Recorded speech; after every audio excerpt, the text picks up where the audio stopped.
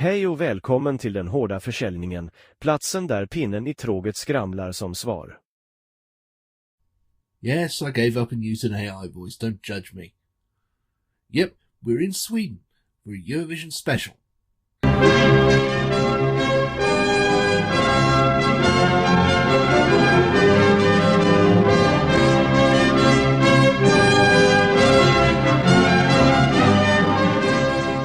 Random Eves likes to do these, but his computer keeps throwing up in its own mouth lately. So this year, the Cell for Europe is being handled by Daddy instead. I immediately apologise for referring to myself that way and request that no one ever do it again.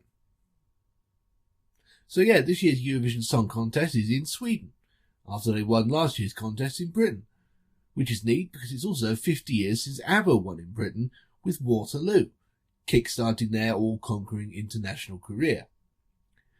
There is no ABBA in this episode. Not because I don't like them, but because they will sue me for using so much as a single attosecond of one of their songs. Even solid Madonna, when she wanted to use a sample, had to practically abase herself before them. Mind you, that wasn't necessarily such a big deal for her. A few free copies of her old book should have done it.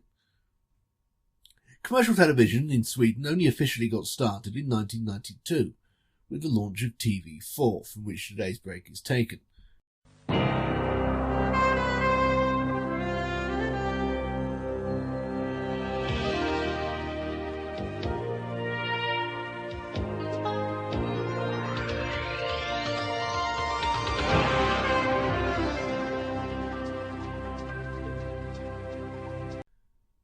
Before that, the country actually had legislation prohibiting television advertising. But by the early 90s, in the wake of Thatcher, Reagan and the neoliberal revolution, there was no point resisting anymore. But technically, TV4, or more accurately TV4, was only the first terrestrially licensed commercial station in Sweden. They've been beaten numerically and chronologically by TV3 on cable and satellite.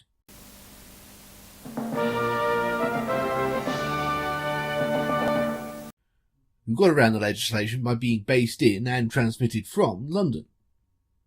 TV3 made themselves and the idea of commercial broadcasting matter by snatching the rights to Wimbledon and the Ice Hockey World Cup, forcing millions of Swedes to sign up to them and therefore be exposed to television advertising, often for the first time, making a toothless mockery of the legislation. Rupert Murdoch was probably taking notes. The break we're currently looking at comes from 1993. Don't know precisely when, although, spoiler warning, there's a movie trailer that points to late October. I certainly don't know what it's during or in between. The bumpers are no help, they're just station logos and the word Adverts. Turns out it's not just the French that do that. Incidentally, unlike French, I have no working knowledge of Swedish whatsoever beyond the word ombudsman. The translations I'm using here are AI generated, with the addition of some bits worked out to context clues and common sense when the robot got confused. The specific site I used was Maestra AI. I'll link it in the credits because it was quite good, as far as I know. If you actually speak Swedish and it turns out these are completely wrong, well, I did my best, you heartless bastard. Fortunately for everyone, the first advert is as straightforward as can be. Nu kan du tack vare dessa raka dig skönare och närmare än någonsin. Gillette. 2 L's, 2 T's and their fantastic new invention of microfins. That's what they're called in English anyway. They tease and pull your face about the place so the shave is as close as possible. At least according to Tommy Vance in the English version and a far more subdued Viking here. De kallas mikrolameller och finns bara på nya Gillette Sensor Excel.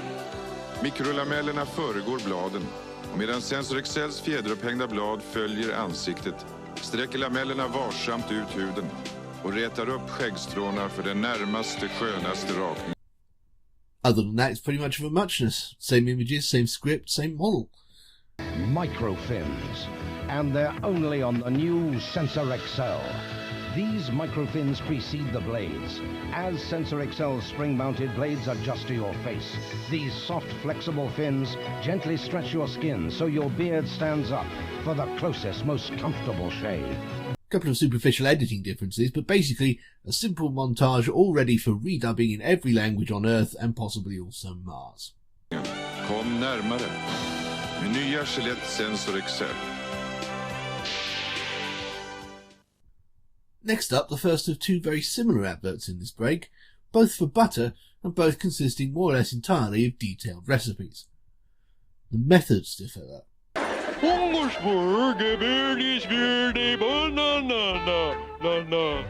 No, neither of them are that. I swear I tried to resist. This one feels vaguely MasterChef.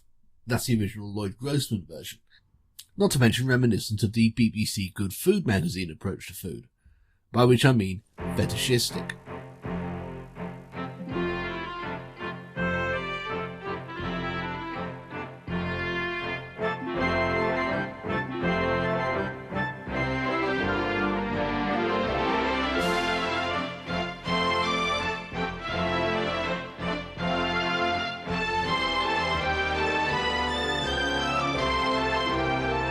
Loving close-ups of ingredients against plain black void backdrops.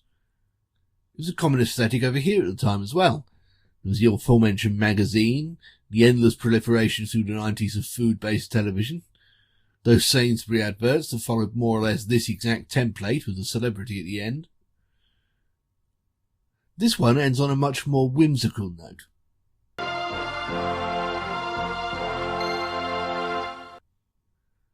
Punctures the slightly haughty atmosphere, and much for the better if you ask me.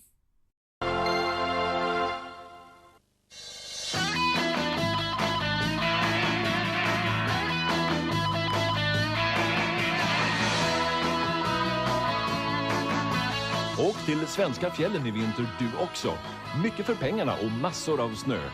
Seems to me that if you already live in Sweden, the last place you want to go for a holiday is some other slightly colder and rockier parts of Sweden. How about somewhere warm, if only for the variety? Well, snow is important to the Swedish people. Television advertising was made legal partly because of an unslakable thirst for ice hockey, after all.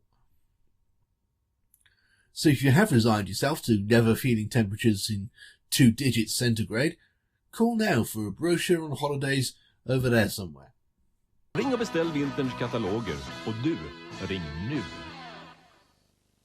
Många tvättmedel smutsar ner vår natur. Yes, it's 1992. We're all still worrying about the environment and that. Someone figured out in the late 80s that we were fucking everything up, and suddenly the world's mortality was everywhere. You'll mysteriously stop hearing about it quite as much by the end of the decade, though. Or at least until all the things the Green Lobby is predicting inevitably start coming true. Thanks to the people who profit off of mankind's extinction, and their paid shills like the late Rush Limbaugh. Not that this sort of thing we're looking at here wasn't PR and greenwashing in the first place. I mean, there's not a huge amount of detail about how this stuff's better for the environment. It's biodegradable. About it, really. And as a hastily added flash at the end mentions, it comes in refills. Still wrapped in plastic, though. But that doesn't matter because this is an advert, and adverts deal in imagery. And the imagery here is of an adorable tiny Swedish girl in what's gradually revealed to be a vast natural landscape of forests and mountains and clear water. And that's what you take away with you. Men Grumme tvättsåpa innehåller bara ämnen som naturen kan bryta ner. Och ändå blir tvätten lika ren som med vanliga flytande tvättmedel. Så nu kan vi äntligen tvätta effektivt utan att skada naturen. Det tycker jag verkar bra för framtiden.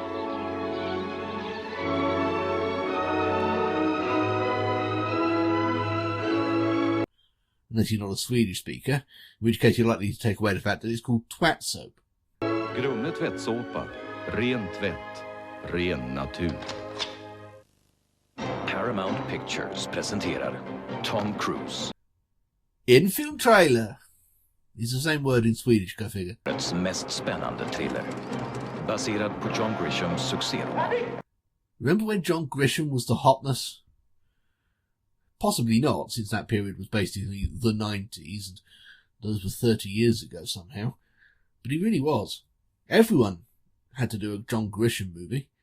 Even real actual stars like Tom Cruise here, or Julia Roberts, or Samuel L. Jackson. Or real actual directors that mattered. Criterion Collection directors like Robert Altman and Francis Ford Coppola. Mind you, Coppola had just made Jack. Maybe it was a form of discipline. And Altman, of course, didn't give a shit either way. Anyway, Grisham's a twat and basically a hack, but with decent enough basic yarn spinning skills that it's possible to get a good time out of most of his adaptations.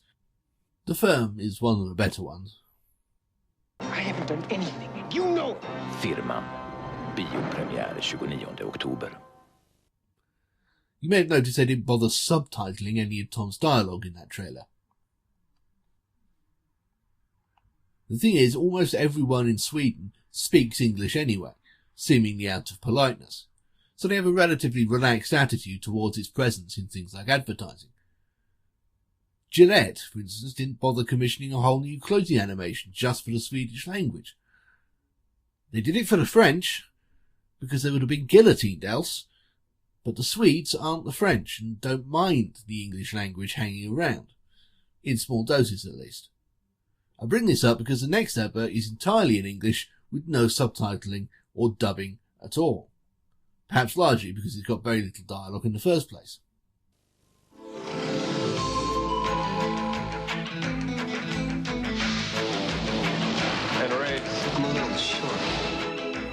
Not so fast, Von Ryan. These have always brought me luck. It helps that it's Elizabeth Taylor, one of the most iconic humans of the 20th century. She's an icon of icons. Her very presence says everything that needs to be said about whatever it is she's present next to, like this fragrance. White Diamonds, the intriguing new fragrance from Elizabeth Taylor. Except perhaps what it smells like. Then again, no fragrance ever worried about that.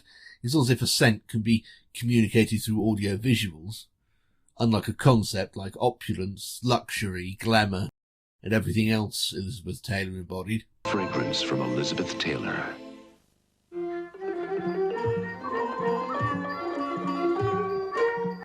You can always get around it like this curious advert by not having any words at all.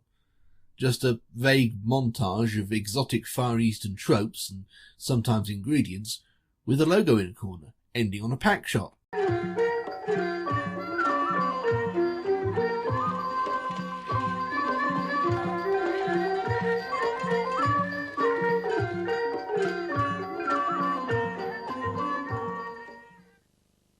Really hard to find anything to say about this, actually, other than that if it solved much frozen fried rice, I'd be astonished. It is entirely possible to communicate a notion without words. Nurofen made a specialty of it in the early 90s. But this is just impressionistic to the point of outright abstraction.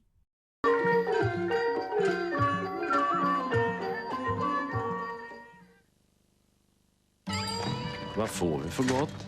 Kycklinggryta. Först skalar jag och klyftar några gula lökar. Sen tar en klick milda i pannan och fräser löken tillsammans med lite hackad vitlök. Recipe time again. This one takes a more homely, housewifely approach compared to the fetishistic, foodie-oriented last one. More family circle than BBC Good Food. The product is the same though. Butter. Different brand, but butter. I didn't realise the Swedes ate so much butter. Something I associate more with German cuisine. But there you go, got to brown them onions for the chicken stew. Kyckling hade jag lite bitar som jag bryner i milda. Sen häller jag på hela tomater och strör lite basilika över. Also distinguishing it from the previous butter advert is the whimsical presence of a puppet fox. Although he doesn't actually do much other than figuratively smack his lips and run off. Så får allt samman stå och puttra i ungefär 20 minuter. Till det får harkuvert och kokt ris. Vad gott det låter. The only question I have, more of an observation really, is that that's not really a stew. I mean, that's what every translation is telling me they're calling this, Maybe Swedish people have a different idea of what that means, but to me, a stew is all cooked in one bowl until the ingredients become indistinguishable. Actually, that's just English cooking in general, isn't it? Let's file that under me problems.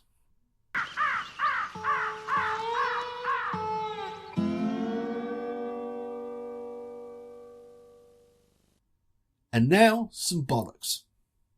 I have a dream.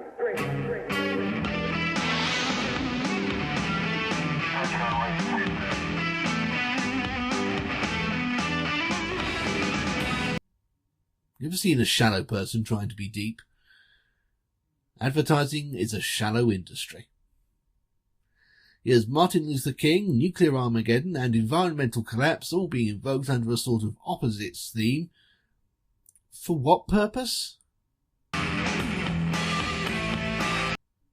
Oh, clothes, of course. What else? And then there's more philosophizing, and I use the term loosely.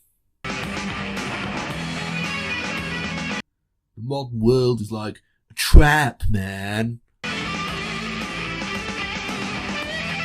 Okay, props for the dark light skin colour pun, but really, you're selling polyester turtlenecks here. Fuck off with this sort of thing.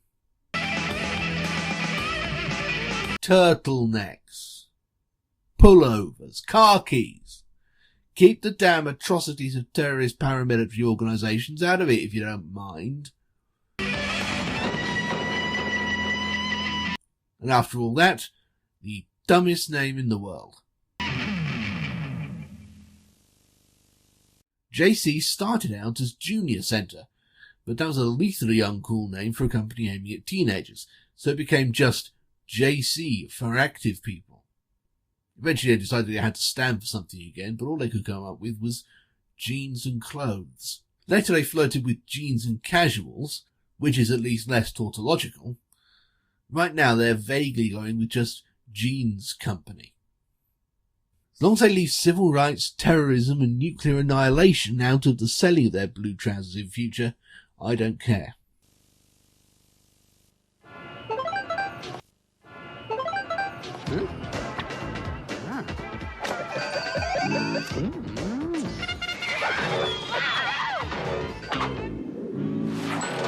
Nya Dime! Runda, knäckiga bitar i påse! Finally, some jolly animation for some confectionery.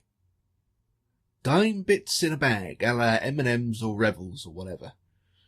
Dime, with its shards of caramel, was always a bitty chocolate bar anyway, so this evolution makes sense. You don't tend to think of Sweden as a chocolate country, or Scandinavia in general, for that matter. And indeed it's not Belgium or Switzerland in that sense, but there is a history there, and it's mostly contained in Marabou. Technically Norwegian in origin, created as the Swedish sibling of Oslo-based Freer, together they became Scandinavia's equivalent of Cadbury, in that they got bought by Kraft and are now just an old brand name used by Mondelez. Note the spelling. In this country, the dime was still called by the anglicised version of its name, which I still think is a better name, at least over here, because it's a real word in the English language, and one related to money and therefore prestige at that. It might be a small piece of currency, but it's still money. But marketing is so much easier and cheaper if a product has the same name worldwide. And the UK and Ireland were the only ones spelling it wrong by 2005, so we're the ones who had to change.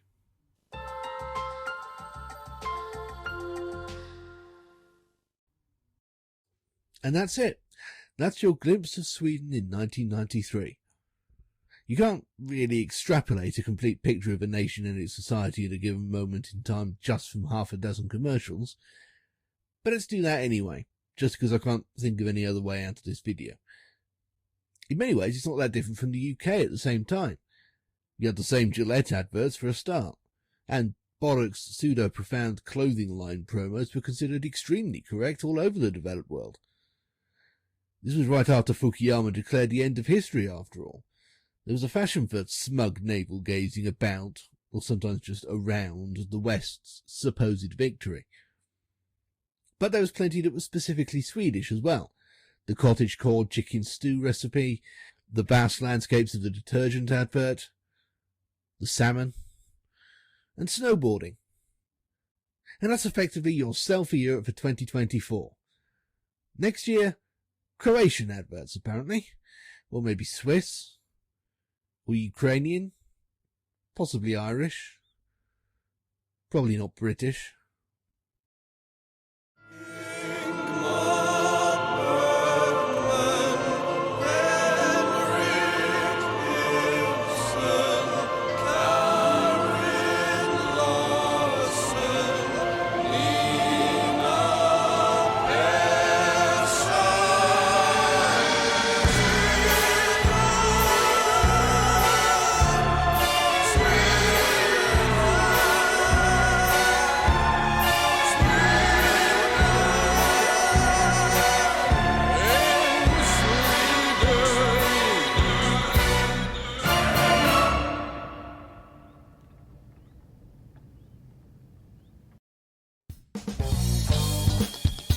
You just sat through a Bob the Fish production.